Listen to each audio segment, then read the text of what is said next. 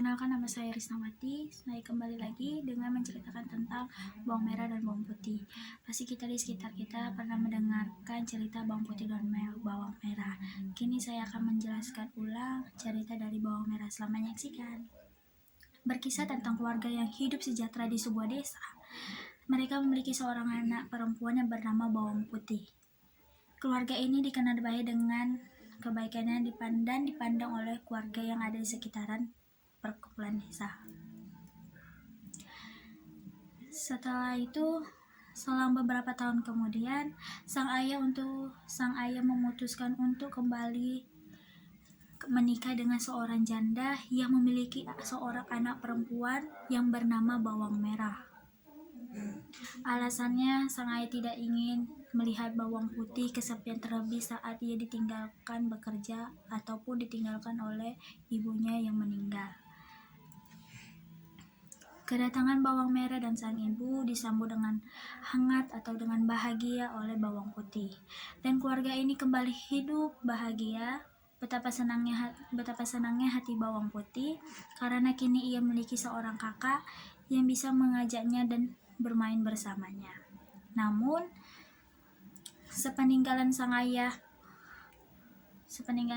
untuk bekerja, sikap Bawang Merah dan ibunya menjadi berubah kepada Bawang Putih.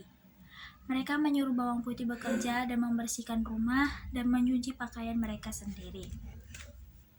Bawang Putih bekerja membersihkan rumah, memasak, mencuci, dan lainnya mereka malah bersantai dan bersenang-senang tanpa membantu yang dikerjakan oleh Bawang Putih. Meski merasa kecewa mengenai perlakuan sang kakak dan ibu tirinya, Bawang Putih tetap mengerjakan semuanya dengan baik dan ikhlas tanpa mengeluh akan nasib yang buruk. Suatu hari saat tiba hendak mencuci, tanpa ia disengaja pakaian sang ibu hanyut dan Bawang Putih berusaha untuk mencari sambil menyusuri sungai. Tanpa seorang nenek menjemur pakaiannya ibunya yang hanyut, ia menghampiri sang nenek dan meminta pakaian tersebut. Namun, sang nenek berkata, "Akan kuberikan pakaian ini, asalkan kamu mau tinggal beberapa hari bersamaku di sini." Bawang Putih menyetujui persyaratan itu. Selama tinggal bersama sang nenek, Bawang Putih sangatlah rajin.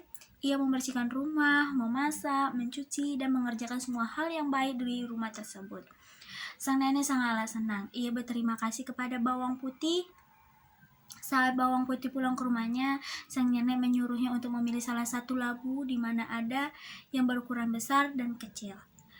Mereka memaksa Bawang Putih untuk menceritakan dari mana ia mendapatkan sebuah barang tersebut.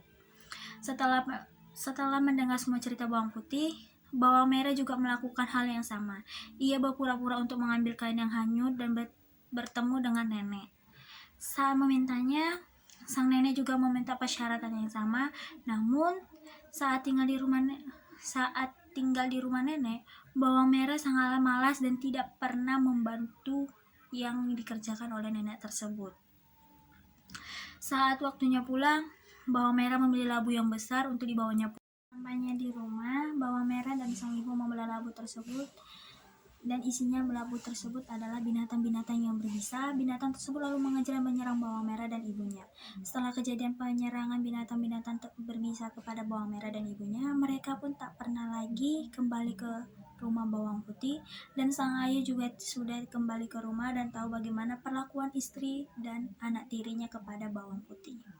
Pesan moral yang dapat kita ambil dari cerita rakyat Bawang Merah Bawang Putih adalah, jadilah anak yang rajin untuk yang dapat disenangi untuk semua orang. 2. Bersikap curang dan akan membuat seorang